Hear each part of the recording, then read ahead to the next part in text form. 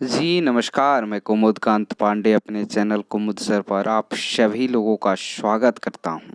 दिसंबर माह के सीटेट उत्तीर्ण अभ्यर्थियों के पास एक बड़ा सवाल ये है कि आखिरकार सीटेट दिसंबर केस में जजमेंट किस तारीख को आएगा।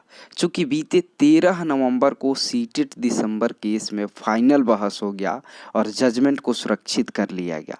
उसके बाद से सभी अभ्यर्थियों के बीच में ये चिंता बना हुआ है कि आखिर इस केस में जजमेंट कब आएगा। उम्मीद की जा रही थी कि दिसंबर के प्रथम सप्ताह में इस केस में जजमेंट आ जाएगा, लेकिन क्या इस सप्ताह में जजमेंट आ पाएगा? इन्हीं सवालों के साथ हम इस वीडियो में बने हैं। वीडियो के अंत हिस्से तक बने रहें, आपको इन सवालों का जवाब मिलेगा। साथ ही साथ एक और सवाल ये है कि 2 दिसंबर को the national federation of blind के केस का जजमेंट आने वाला था। क्या 2 दिसंबर को आने वाला जजमेंट आया क्या, या फिर आने वाला है तो कब आएगा? ये भी सवाल का जवाब इस वीडियो में देने की कोशिश करूंगा, इसलिए वीडियो के अंत हिस्से तक बने रहें। दोस्तों, आप सभी लोगों को पता है कि सीटेट दिसंबर केस में बीते 13 नवंबर को फाइनल बहस हुआ, जहां 25 नवंबर तक रिटेन आर्गूमेंट सबमिट करने की बात कही गई।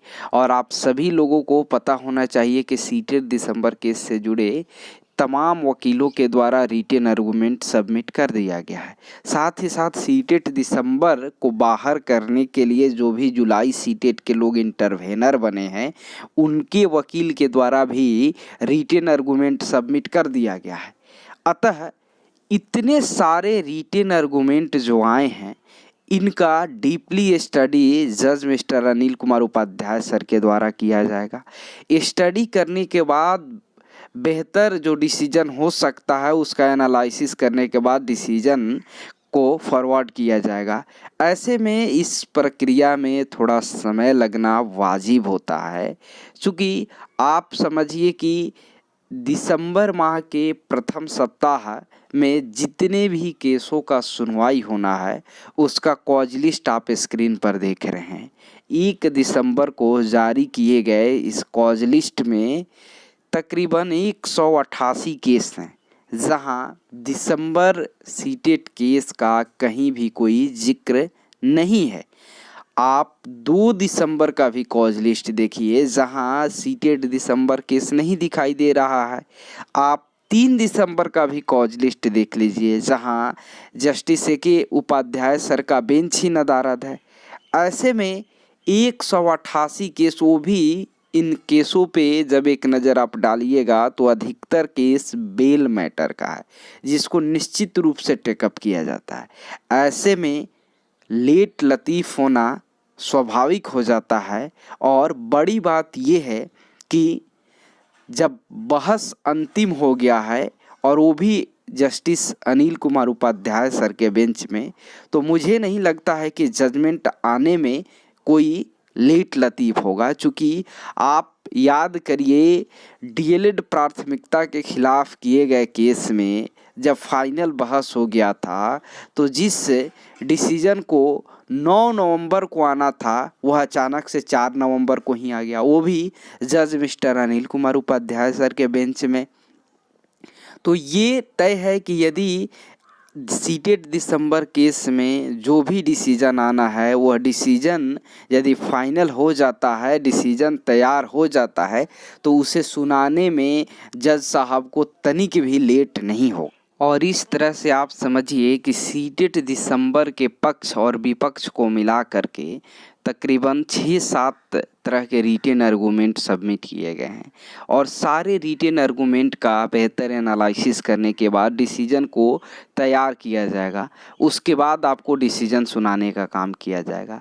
इस तरह से सीटेट दिसंबर केस में जो जजमेंट आएगा, वह दिसंबर माह के दूसरे सप्ताह यानी 7 दिसंबर के बाद आने की प्रबल संभावना रहेगी। इसलिए आप सभी लोगों से अपील करूंगा कि आप लोग धैर्य बनाए रखें, क्योंकि धैर्य सफलता की सबसे बड़ी कुंजी होती है। आप चिंतित ना हो, लेट लतीफ़ होना स्वाभाविक होता है, और कहावत भी है, देर से आया हुआ फैसला दुरुस्त होता है। इसलिए आप लोग चिंतित न हो कि इस सप्ताह में जजमेंट क्यों नहीं आया। कुछ कारण है जिस वजह से इस सप्ताह में जजमेंट नहीं आया, लेकिन पूरी उम्मीद है कि अगले सप्ताह में निश्चित रूप से जजमेंट आएगा। अब बात करूंगा the national federation of blind के केस का, जिसमें 2 दिसंबर को जजमेंट आने की उम्मीद थी, लेकिन इस केस के स्टेटस को आप स्क्रीन पर देख रहे हैं, जहां केस सीरियल नंबर 200 से बाहर पर टिका हुआ है। ऐसे में इस केस में भी जो जजमेंट आना है इस सप्ताह में आने की कोई उम्मीद नहीं दिख रही है, और इस केस में जो भी डिसीजन होगा वह दूसरे सप्ताह यानी 8-10 दिसंबर के बाद ही हो पाएगा। और आपको बतला दूं कि the national federation of blind का ये जो केस है, यह केस बैकलॉग आरक्षण और 4% क्षैतिज आरक्षण को लेकर के है, जहां बीते नवंबर महीने इस केस का सुनवाई हुआ, जहां बिहार सरकार के महाधिवक्ता के द्वारा ये स्वीकार कर लिया गया कि जो भी ब्लाइंड स्टूडेंट हैं उन लोगों को निश्चित रूप से बैकलॉग आरक्षण दिया जाएगा, और उन्हें 4% जो आरक्षण देना है निश्चित रूप से राज्य निष्पक्षता आयोग के द्वारा पारित किए गए न्यायाधीश को पालन किया जाएगा। लेकिन वह किस तरीके से इम्प्लीमेंट किया जाएगा, इस पे शिक्षा विभाग एक बेहतर ब्लूप्रिंट तैयार करके सबमिट करेगा। इसलिए केस में अगला डेट मिल गया 2 दिसंबर का, जो कि कैरी फॉरवर्ड हो रहा है। उम्मीद है कि जल्द ही इस केस में भी डिसीजन आ जाएगा। एक और बड़ी बात आप लोगों से करना चाहूँगा कि सीटेट दिसंबर को लेकर के जो ये शिक्षक नियोजन है, इस शिक्षक नियोजन पे सिर्फ और सिर्फ ज्वाइनिंग लेटर यानी नियोजन पत्र बांटने पर स्टे लगाया गया है। यानी शिक्षा विभाग के अधिकारी और शिक्षा विभाग को खुली छूट है, खुली आज़ादी है कि वह शिक्षक नियोजन से जुड़े हर प्रक्रिया को पूरा कर सकता है। वह काउंसलिंग भी करा सकता है, फाइनल मेरिट लिस्ट भी जारी कर सकता है, वो हर तरीके का काम कर सकता है, उसको कोई नहीं रोक सकता है। लेकिन जिस तरीके से शिक्षा विभाग के द्वारा पत्राचार लगातार लेटर जारी किया जाता है, या फिर शिक्षा के निदेशक महोदय के द्वारा जो भी स्टेटमेंट मीडिया के जरिए दिया जाता है, उसको लेकर के कुछ अभ्यर्थी हैं कि चिंतित होने लगते हैं। उन लोगों से कहना चाहूँगा कि आप ज़रा याद करिए 33,000 का शिक्षक नियोजन हाई स्कूल का, जो कि ज्वाइनिंग लेटर बांटने से 2 दिन पहले ही ज्वाइनिंग लेटर पे स्टे लग गया, जो कि आज तक लंबित है। ऐसे में जब स्टे हाईकोर्ट के द्वारा ग्रांट कर दिया गया है, तो उसको छोड़ करके कोई भी नियोजन पत्र बांटने की हिमाकत नहीं कर सकता है। इसलिए आप लोग धैर्य बनाए रखें, शांति बनाए रखें, ईश्वर अल्लाह जिसको जो मानता है उस पे उम्मीद बनाए रखें।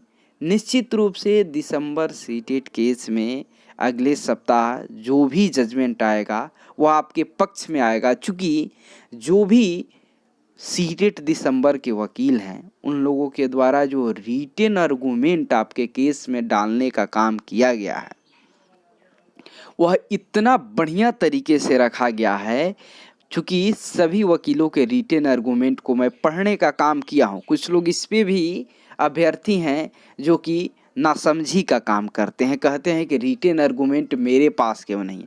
आपको पहले भी बतला दिया हूँ कि रिटेन आर्गूमेंट एक ऐसा डॉक्यूमेंट है जिसे व्हाट्सएप यूनिवर्सिटी में नहीं भेजा जा सकता है, और आपके पास सभी लोगों के पास नहीं भेजा जा सकता है। मेरे पास रिटेन आर्गूमेंट है, वो भी मैंने कई तरीके के प्रयास किए, उसके बावजूद मुझे रिटेन आर्गूमेंट मिला। मैं रिटेन आर्गूमेंट के सारे फैक्ट्स को डीपली स्टडी किया, जो वाईवी गिरी सर के द्वारा जो प्रभा कुमारी के केस में रिटेन आर्गूमेंट सबमिट किया गया है, या फिर रितिका रानी मैडम के द्वारा, या फिर मेरे केस कुमुदकांत पांडे के केस में रिटेन आर्गूमेंट डाला गया।